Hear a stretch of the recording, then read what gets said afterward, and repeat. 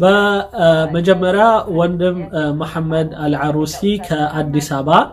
የፖለቲካ ተንታኝ የሆንከውና ጸሐፊ የሆንከው እንኳን ደህና መጣ ካለችው በኋላ ጋዜጠኛዋ ወደ ጥያቄዋ ስትገባ ከዚህ በፊት በኢትዮጵያና ግብጽ መካከል በግድቡ ዙሪያ ላይ የተለያዩ ውይይቶች እየተደረጉ መግባባት ላይ ተደርሷል እየተባልን ነበር። ከዛም በኋላ በመጨረሻ በአሜሪካ በተደረገው ደግሞ ስምምነት ሙሉ በሙሉ ስምምነት ተፈጸመ የሚል ነበር።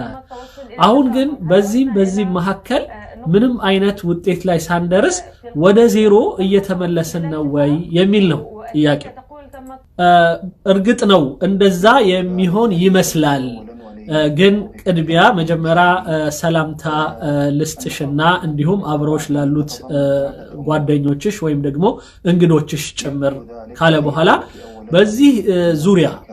በግድቡ ዙሪያ ላይ ያሉት አንዳንድ ጉዳዮች በሶስት ነጥቦች እየከፋፈልን ማየቱ ይበጃል ይላታል። የመጀመሪያው የግንቡ ወይም የግድቡን የውሃ አሞላል ስርዓት በተመለከተ የያዘውን ፓርት ነው ወይም ሁኔታ ነው። ቃሂራዎች ወይም ግብጾች ከመቶ 160 ማለት 162 ግብጽ እንዳይበልጥ ታግዳለች ወይም ደግሞ በዛ ደረጃ ብቻ እንዲሆን ግብጽ ትፈልጋለች። ይህ ደግሞ ኢትዮጵያን የሚያስማማት አይደለም። ምክንያቱም ለሚፈለገው ጊዜና በሚፈለገው ወቅት ልታመርተው የምትፈልገውን የመብራት ኃይልና ሌሎችም ጥቅሞቿን ያስቀርባታል። ከዚህ በፊት የዚህ የውሃው አሞላል ስርዓትን በተመለከተ በ7 ዓመት ውስጥ ብቻ እንዲሆን ተስማምተው ነበር። ኢትዮጵያ ከአዲስ አበባ በኩል ማለት ነው የተወሰነው የዚህ የ7 ዓመቱ የአሞላል ስርዓት ለኢትዮጵያ ጥቅም በሚያመጣና በሚመች ሁኔታ የተደረገው ግብጾች ያልተስማሙበት ከሆነ በጣም ረጅም ጊዜ ይወስድና ከዛም ወደ 20 ዓመት ደረጃ ሁሉ ሊያስገባ የሚችልና ራሳችንን አደጋ ውስጥ ሊጥለን የሚችል ይሆናል። ይህ ማለት በተዘዋዋሪ የግድቡን ውሃ መሙላት በተመለከተ የማክሸፍና የማበላሸት ስራ ይመስላል ነው። ግን በተዘዋዋሪና በማያስታውቅ በሆነ አነጋገር ጉዳዩ እንዳይፈጸም ወይም ውሃውን አትሙሉት በማለት ፋንታ ጊዜውን በማራዘም እንዳይሞላ የሚፈለግ ይመስላል። ሁለተኛው ጉዳይ ግን በውሃው የአሞላል ስርዓትን በተመለከተ እንዳለ ስርዓቱን አብረው ማን ያደርጉ እንዴት ያደርጉት የሚለውን በተመለከተ ደግሞ ግብጾች የሚጠይቁት ያሉት ከሱዳንና ከግብጽ ብቻ የተውጣጣ የሆኑ ባለሙያዎች በጉዳዩ ላይ እነርሱ መሪዎች ሆነው ኃላፊዎች ሆነው የግድቡን ስርዓት ራሳቸው እንዲቆጣጠሩት የሚያደርግ ነው። ይህ ደግሞ አስቂኝ የሆነና የሚያስገርም የሆነ ጥያቄ ነው ወይም ፍላጎት ነው ይላል። ይህ በጣም አስቂኝና ቀልድ የሚመስለው የሆነው ጥያቄያቸው ደግሞ በኢትዮጵያ ላይ የተቃጣ የሆነ የኢትዮጵያን የብቃት ወይም ደግሞ የኢትዮጵያን በግድቧ ላይ የራሷንና ራሷን ችላ የመስራት ፍላጎቷንም ሆነ ክብሯንም የሚነካ የሆነ ጥያቄ ነው። ይሄ ደግሞ ቀይ መስመርና ፈጽሞ ኢትዮጵያም ሆነ ኢትዮጵያኖች ሊስማሙበት የማይችሉት የሆነ አደገኛ የሆነ አካሄድ ነው። ፈጽሞም ተቀባይነት ሊያገኝ አይገባም። በሶስተኛ ጉዳይ ግን አሁን ያለውን ጭቅጭቅ ወይም ደግሞ ችግሮችን ለመፍታት የተደረጉት ሂደቶችን በተመለከተ በ2015 የተደረገው የሱዳኑን ስምምነት ለመሰረዝ ወይም ደግሞ ከዛ ስምምነት ውስጥ ራስን ለማውጣት ግብጾች የሚያደርጉት የሆነው እዚህም የሚያደርጉት መራወጥ እና የመጨረሻው ይሄ በአሜሪካው የተደረገውም ስምምነት ለማለት ነው። በ10ኛው የስምምነት ጉዳይ ላይ በሶስቱ ሀገራቶች ብቻ ጉዳዮች ተወስነው እንዲስማሙና ጉዳዩን አጥንተው በራሳቸው አንድ ደረጃ ላይ እንዲደርሱ የተደረገውን ስምምነት ለማጥፋት ወይም ደግሞ የተደረገውን የመጨረሻ ስምምነት በ2015 ማለት ነው በ2015 ያን የሚያበላሽ የሆነ አካሄድ ነው እየተሄደ ያለው ነው መሐመድ አንድ ጥያቄ ልጠይቅህና በመጨረሻ እኮ እዚህ አሁን የመጨረሻው ስምምነት የተባለው ላይ በሁሉም በኩል የተለያዩ ውይይቶች ተካሂደው በተለይም በአሜሪካ በኩል ግልጽ የሆነ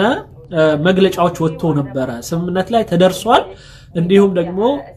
በቀጥታ ለውጭ ጉዳይ ሚኒስትሩ እንዲሁም ለጠቅላይ ሚኒስትሩ ጋር በተደረገ ግንኙነት ኢትዮጵያኖችም ይፈርማሉ የስልክ ሁሉ ልውጦች ተደርጎ ነበርና ኢትዮጵያ ትፈርማለች የሚል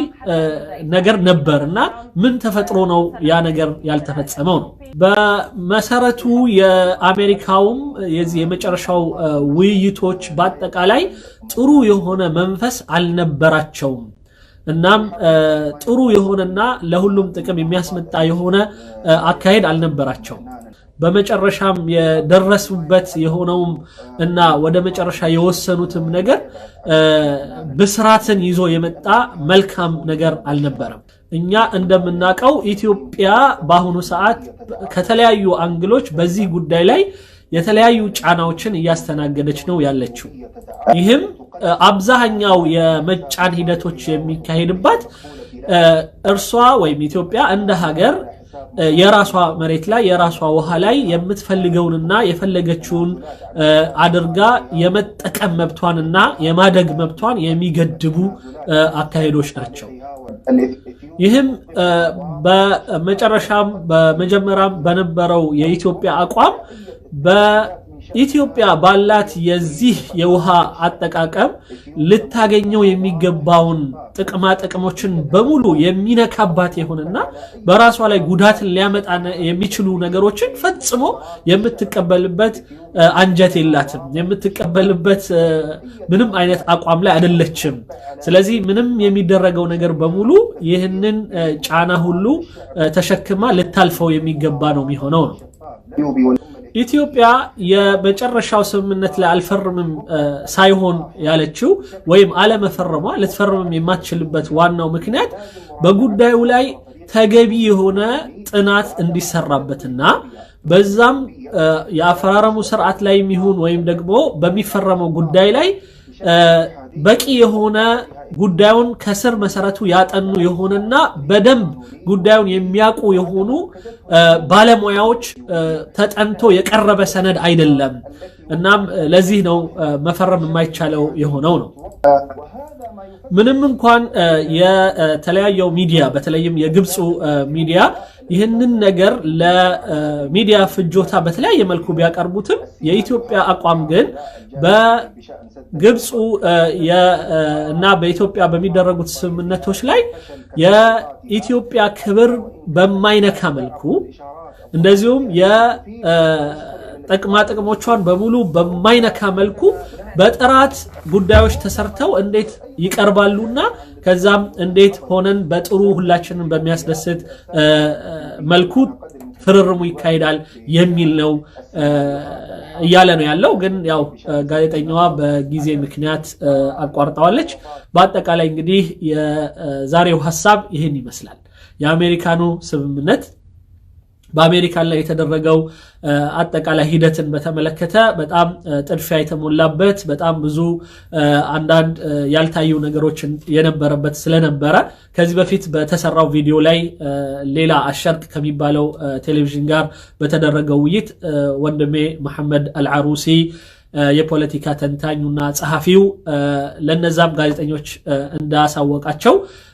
ጉዳዩን በደንብ ሳይበስል በግድቡ ላይ የሚመለከታቸው የሆኑ ሰዎች የበላይነት ቦታውን ይዘው የሚፈርዱበት ካልሆነ በስተቀር እንደዚሁም ደግሞ በጥናት ላይ ተመስርቶ ባለሙያዎች ቦታው ላይ ወርደው ባጠኑትና በሰሩት ስምምነት ካልሆነ በስተቀር አይሆንም ነው እንዲሁም ከዛሬው ንግግሩ እንደተረዳ ነው የግብጾች ከዚህ በፊት በጣም በፊት ድሮ ከቀኝ ገዢ አገራት እንደ ግብጽ እንደ እንግሊዝና ፈረንሳዮች ጋራ ነበረ ስምምነቱን የምታደርገው የነበረው አሁንም ልክ የዛን የሚመስል አይነት ወደ አሜሪካን ጉዳዩን ለማምጣት ለምን እንደፈለገች አይታወቅም